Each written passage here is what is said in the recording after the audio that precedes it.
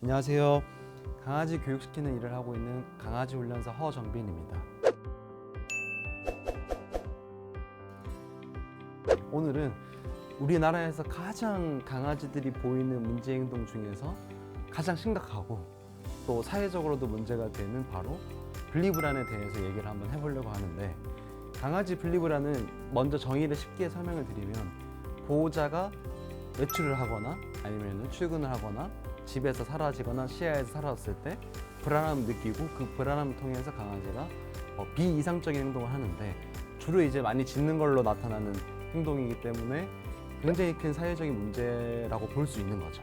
근데 왜 굉장히 심각하다고 제가 강조를 하고 말씀을 드리냐면, 우리 강아지가 예를 들어서 배변을 못 가리면 피해를 받는 건 저잖아요, 그죠?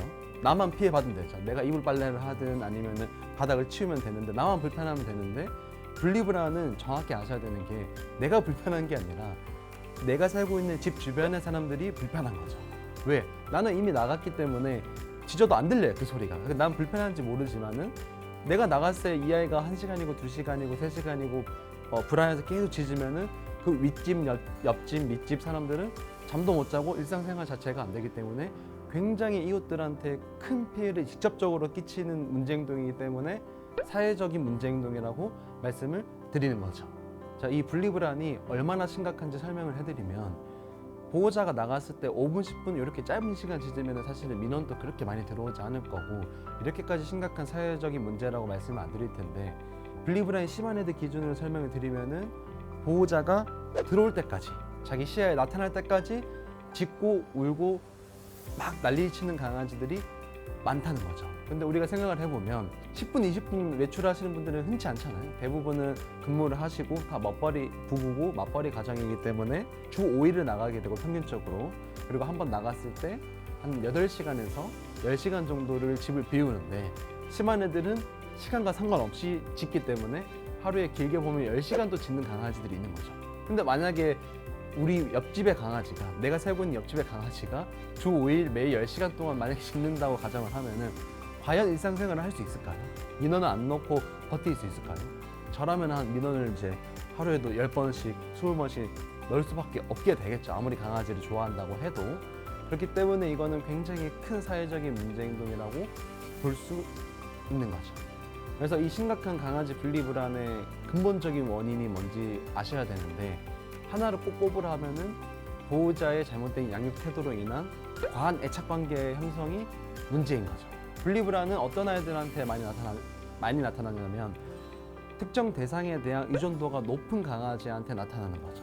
그러니까 반대로 얘기하면은 동의심이 강한 강아지들은 분리불안이 없고, 누군가한테 의존도가 높은 과하게 애착관계로 보이는 강아지들한테는 분리불안은 보이는데, 평균적으로 보면은 엄마, 아빠, 아들, 딸 이렇게 산다고 치면은 보통 강아지들이 분리불안 보이는 대상은, 집착을 한 대상은 엄마 아니면은 딸한테 많이 보이죠. 왜냐면은 강아지를 많이 받아주고 얘가 원하는 거를 많이 들어주고 강아지를 보다 더 이제 이뻐해주는 태도를 가져서 강아지를 대하기 때문에 특정 대상들한테 굉장히 집착하는 형태로 많이 보이게 되는데, 그게 가장 근본적인 원인이 될 수 있습니다. 또 하나 추가로 이유를 설명을 해드리면, 갑작스러운 이사가 강아지들한테 분리불안을 만들 수도 있는 거죠.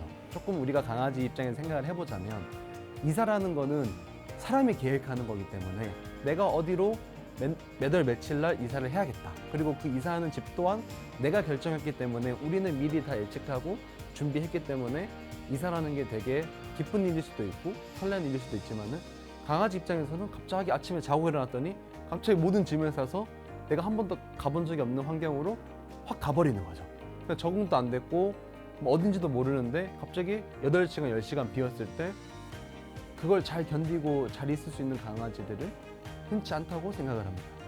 이사를 했을 때 원래 그 전보다 더 심한 분리불안을 보이는 경우도 많고, 없던 강아지도 갑작스러운 환경 변화로 인해서 분리불안이 생겨나는 아이들도 있을 만큼, 이사라는 거는 해결 방책이 안 되고 오히려 원래 기존에 가지고 있는 분리불안을 더 심하게 만드는 요인이 될 수 있거든요.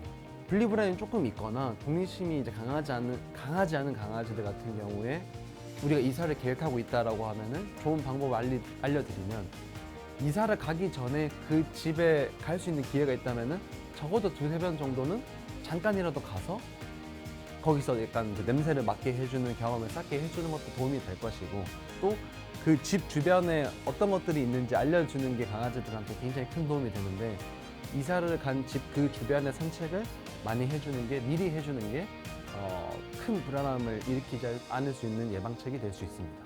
보통 분리불안은 대부분은 짖음으로 나타나고, 조금 약한 경우는 낑낑거림, 조금 더 심하면은 하울링도 보이고, 먹는 걸 안 먹는 강아지도 있고, 아니면 물도 안 마시는 강아지도 있고, 아니면 하염없이 그 현관문 앞에서만 거기만 계속 쳐다보고 앉아서 기다리는 강아지도 있고, 좀 심한 경우에는 자해를 하는 강아지도 있고요. 뭐 자기 발톱을 물어뜯는다든지 털을 막 뽑는다든지. 근데 이 중에서 가장 많이 나타나고 가장 흔하게 나타나는 대표 증상이 바로 강한 짖음이라고 보시면 될 것 같습니다. 그래서 제가 이 강아지 분리불안에 대해서 꼭 많은 보호자님들한테 말씀드리고 싶은 게 있는데, 우리 강아지가 분리불안이 있을 때 이제 저한테 교육을 의뢰를 하고 교육을 신청을 하고 교육을 시작을 하려고 하는데, 그 시기와 시점이 제 개인적으로는 굉장히 안타까운 경우들이 많은데, 어떤 걸 의미하냐면은 강아지를 위해서 교육을 해야 되는데 내가 불편하니까 교육을 하시는 분들이 너무 많다는 거죠. 대부분은 강아지 분리불안 교육을 받는 시점이 언제냐면은 민원이 들어오냐 안 들어오냐 이 유무에 따라서 교육을 신청을 하는데, 다르게 해석을 한다면 어떻게 들리냐면은 이전에도 우리 강아지가 분리불안이 있었는데 민원이 안 들어왔기 때문에 나는 몰랐다 라고 받아들일 수도 있는 거죠. 그래서 우리 강아지가 집에 있을 때 불안해하는 것도 알고 있었지만은 누군가 민원이 안 들어왔기 때문에 굳이 뭐 내가 교육을 해야 되나 이렇게 생각하시다가 민원이 막 들어오니까 어떻게 돼요? 내가 불편하기 시작하죠. 그때부터 이제 교육을 시작한다는 거는 결과적으로 봤을 때, 물론 고의적으로 그렇게 하진 않았겠지만은 결론은 우리 강아지가 불안해하고 스트레스 받고 힘들어하는 거는 크게 중요하지 않고, 민원으로 인해서 내가 불편해지면은 교육을 해야 된다 이렇게 받아들여질 수도 있기 때문에, 굉장히 그런 경우에는 제가 교육을 하면서도 좀 한쪽 이렇게 마음이 조금 씁쓸하기도 하고, 조금 더 빨리 교육을 했으면 어땠을까라는 생각을 많이 하기도 합니다. 강아지 분리불안 교육을 하는 시기가 이미 민원이 들어오고 나서 교육을 하면은 굉장히 늦기 때문에, 지금 우리 강아지가 분리불안이 있는지 없는지를 먼저 파악을 하는 게 중요한데, 그 파악할 수 있는 가장 좋은 방법이 바로 CCTV를 설치를 하는 거죠. 요즘 워낙 강아지 관찰할 수 있는 저렴하고 좋은 CCTV들이 많이 시중에 나와 있기 때문에 한 대쯤은 설치를 해가지고 우리 강아지가 집에 혼자 있는 시간에 어디서 무엇을 하는지, 불안해하는지 아니면은 불안해하지 않고 편하게 잘 자는지 이런 것들을 한번 체크해 볼 필요가 있다고 생각을 하고, 뭐 심하지 않은 경우에 문 앞에서 기다리거나 낑낑거리는 정도로 그친다고 제가 말씀을 드렸는데, 그럼 빨리 캐치해서 빨리 교육을 하는 게 모두한테 좋겠죠, 당연히. 그래서 이 강아지 분리불안을 교육하기 위해서는 어떻게 해야 되냐면은, 제가 아까 근본적인 원인을 설명을 드렸듯이 원인을 해소할 수 있는 방법을 찾아야 됩니다.